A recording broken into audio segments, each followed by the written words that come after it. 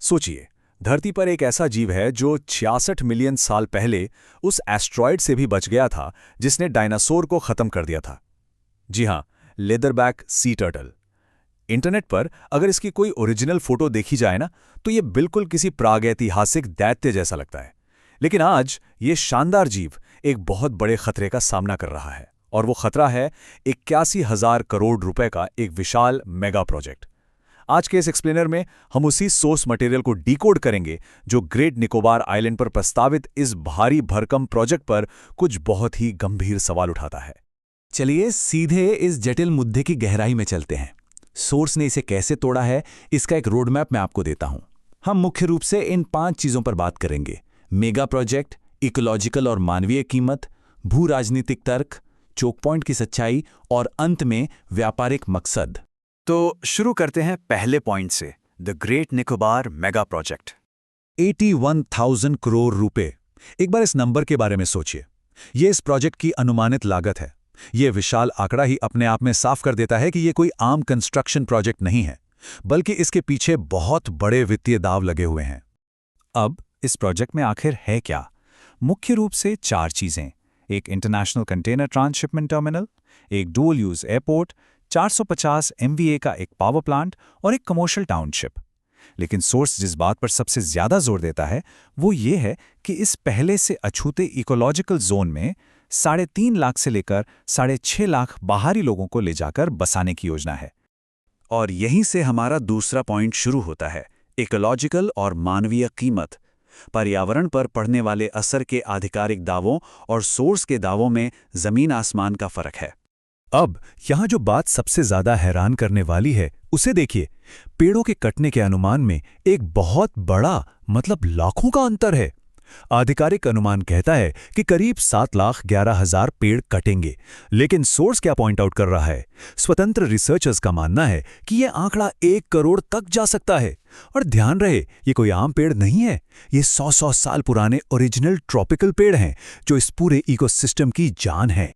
और आंकड़ों का ये खेल सिर्फ पेड़ों की गिनती तक सीमित नहीं है। आधिकारिक दावा है कि इस प्रोजेक्ट के लिए पूरे अंडमान और निकोबार के जंगल का सिर्फ 1.82% हिस्सा कटेगा।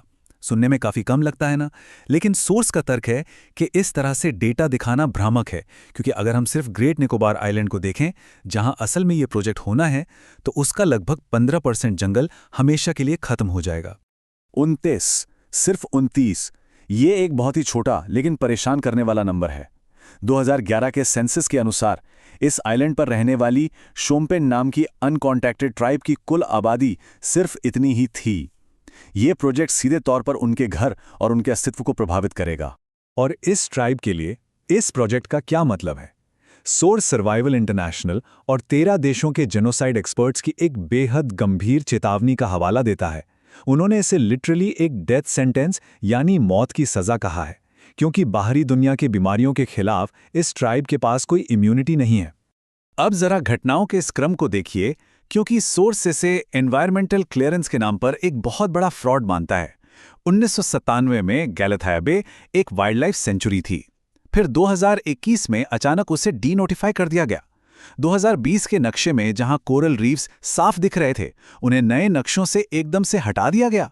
और सबसे बड़ी बात, इतने विशाल प्रोजेक्ट का एनवायरमेंटल इंपैक्ट असेसमेंट सिर्फ 6 से 7 दिन में पूरा हो गया। तो एक बहुत ही स्वाभाविक सा सवाल मन में आता है, अगर इकोलॉजिकल और मानवीय कीमत इतनी ही ज्यादा है, तो इस प्रोजेक्ट को आखिर सही कैसे ठहराया जा रहा है? यहीं पर आता है हमारा तीसरा पॉइंट, भू राजनीतिक तर्क, यानी राष्ट्रीय सुरक्षा का एंगल। इस एंगल को समझने के लिए हमें जल्दी से इन 2 शब्दों को समझना होगा। स्ट्रेट यानी पानी का वो संकरा रास्ता जो 2 बड़े जल निकायों को जोड़ता है, और चोक पॉइंट, जैसा कि नाम से ही पता चलता है, ये एक ऐसा रणनीतिक और संकरा रास्ता है जहां से समुद्री आवाजाही को आसानी से कंट्रोल या ब्लॉक किया जा सकता है। अब जरा इस आंकड़े पर गौर कीजिए। 94,000 हर साल स्ट्रेट ऑफ मलक्का से 94,000 समुद्री जहाज गुजरते हैं। ये पूरी दुनिया का 30% ट्रेड है और चीन का लगभग 80% इंपोर्टेड तेल यहीं से जाता है। तो प्रोजेक्ट के समर्थन में मुख्य तर्क यही दिया जाता है कि हमें इस रास्ते को कंट्रोल करना है। लेकिन क्या यह तर्क वाकई इतना मजबूत है? हमारा चौथा पॉइंट इसी चोक पॉइंट के दावे की सच्चाई को परखता है। सोर्स यहां सीधे भूगोल का इस्तेमाल करता है। असल में ग्रेट निकोबार आइलैंड अंडमान सी में है, जो स्ट्रेट ऑफ मलक्का की एंट्री से करीब 200 से 300 किलोमीटर दूर है, जबकि जो असली चोक पॉइंट है ना, वो सिंगापुर और मलेशिया के पास है, जो सिर्फ 2.8 किलोमीटर चौड़ा है। सोर्स का सीधा सा तर्क है कि 300 किलोमीटर दूर बैठकर किसी स्ट्रेट को चोक करना तकनीकी और भौगोलिक रूप से संभव ही नहीं है। और यहाँ एक और बहुत ही दिलचस्प पहलू सामने आता है। मान लीजिए कि रास्ता ब्लॉक हो भी गया तो क्या होगा? सोर्स बताता है कि चीन ने पिछले 23 सालों में चुपचाप मलक्का स्ट्रेट को बाईपास करने के लिए 5 अलग-अलग ऑल्टरनेटिव रास्ते तैयार कर लिए हैं। चाहे वो म्यांमार की पाइपलाइंस हो, पाकिस्तान का सी पैक हो, सेंट्रल एशिया के रास्ते हों, यूरोपियन ट्रेन कॉरिडोर्स हों या फिर रूस के जरिए आर्कटिक रूट। मतलब चोक पॉइंट का जो डर है वो शायद चीन के लिए अब उतना बड़ा खतरा है ही नहीं। तो फिर असली वजह क्या है? यही हमें हमारे 5वें और आखिरी पॉइंट तक लाता है, कथित व्यावसायिक मकसद। सोर्स का कहना है कि अगर नेशनल सिक्योरिटी का तर्क कमजोर है तो जरा प्रोजेक्ट के ऑफिशियल प्लान को देखिए। इसमें कसिनोज, रिजॉर्ट्स, एडवेंचर स्पोर्ट्स और एंटरटेनमेंट क्लस्टर्स शामिल हैं, और वो भी 1149 स्क्वायर किलोमीटर के विशाल टाउनशिप एरिया में।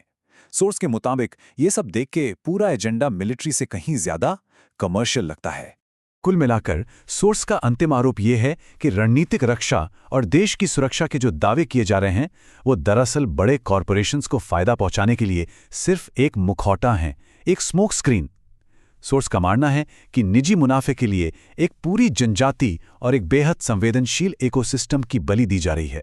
तो ये पूरा एक्सप्लेनर हमें एक बहुत ही गहरे सवाल के साथ छोड़ जाता है। क्या ये प्रोजेक्ट सच में भविष्य के लिए एक बेहद जरूरी रणनीतिक रक्षा केंद्र है, या फिर ये देश का सबसे बड़ा पर्यावरणीय विनाश साबित होने वाला है? सोर्स मटेरियल ने निश्चित रूप से इस पूरे नैरेटिव के एक बिल्कुल अलग पहलू को सामने रखा है, जिस पर आगे और सोचना और जानकारी खोजना काफी अहम है।